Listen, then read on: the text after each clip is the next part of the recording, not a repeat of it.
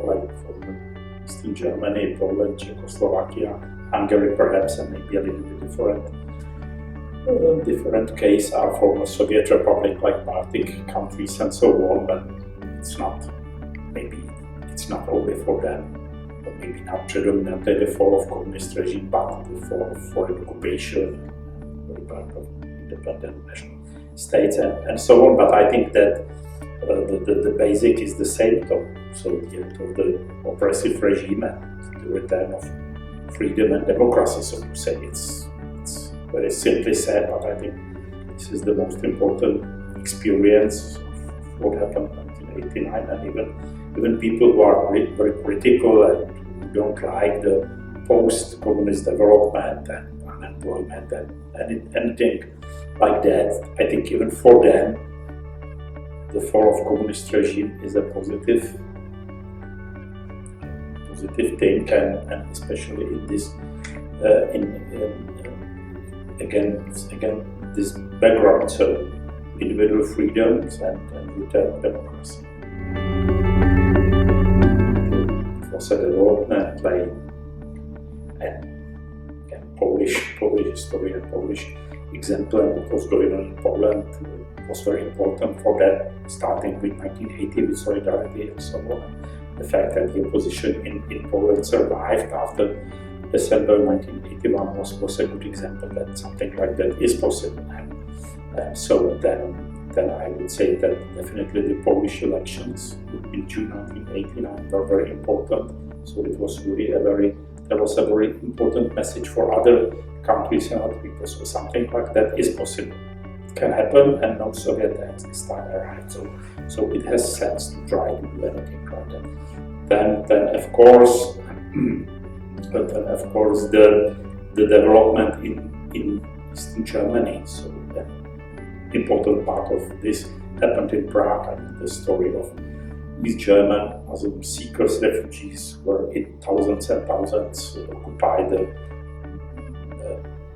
embassy of Federal Republic in Prague, and then they were allowed to go to the west, and you could see in the streets of Prague thousands, perhaps hundreds at least, but thousands of empty cars, Trabants and Warburgs and so on. So it was like after a natural disaster, like after an earthquake or something. So it was very easy to understand that very important things are going on. In our own development, I think those were the streets demonstrations.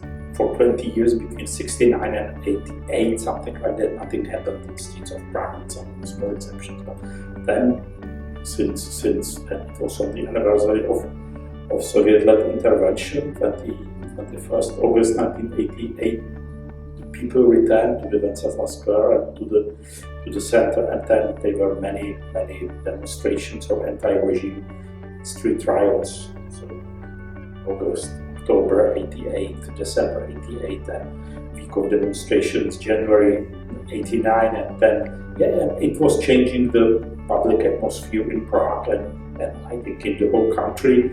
And suddenly more and more people were involved in anti-regime activities, and more people, I think, still didn't know that the regime will collapse so soon, but get back opinion that it has sense to be engaged in politics and so on. So, and then of course, then in Czechoslovakia, when I think the crisis escalated very quickly, and so within 1 week between November 17th, so that great demonstration dispersed by police, and it was the last drop, and then the resignation of the Politburo, so 17 November, 24 November, and then more or less it was over. So then in our case it was really the most important political events were concentrated in more or less something like 1 week or 10 days. International level, I spoke about that, so the development in Poland, Hungary, and now even GDR. It was just 3 days after the fall of Berlin Wall, and so the collapse of communist regime in Eastern Germany, and also the leaders of the Communist Party of Czechoslovakia, I think, understood that this time Soviet Union will not save them, will not send tanks save their power, and so they lost self-confidence and so on, and were reacting in a very chaotic way and so on. So that was on their part, only part of the society. It was a great example that simply something like domino effect definitely worked. So people were aware that the communist regime more or less is over, or at least is collapsing in all neighboring countries. So of course it was a great impetus for Czechs and Slovaks too.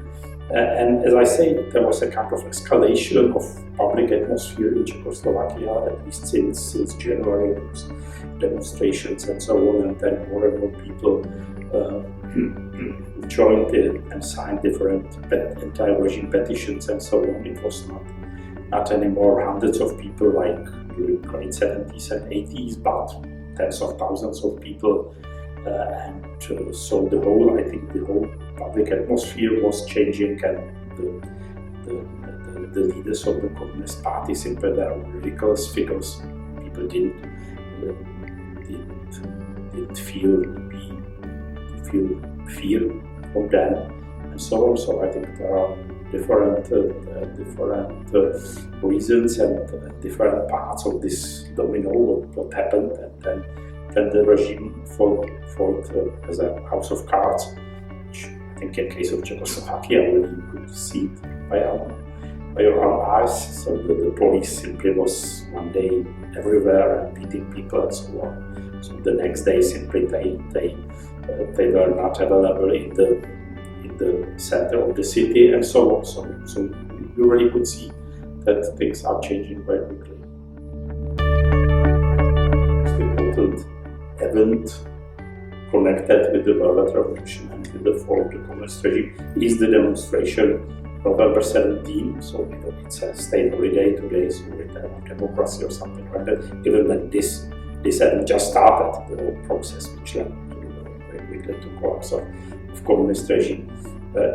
What's interesting, this was an anniversary of another important event, November 17, 1939, when the Germans arrested thousands of Czech students and from the Czech universities and sent students to the concentration camp and so on. So it was originally a celebration, partly so the communist regime could hardly prohibit such an event when thousands and thousands of students, but not only of students, took part, and then from this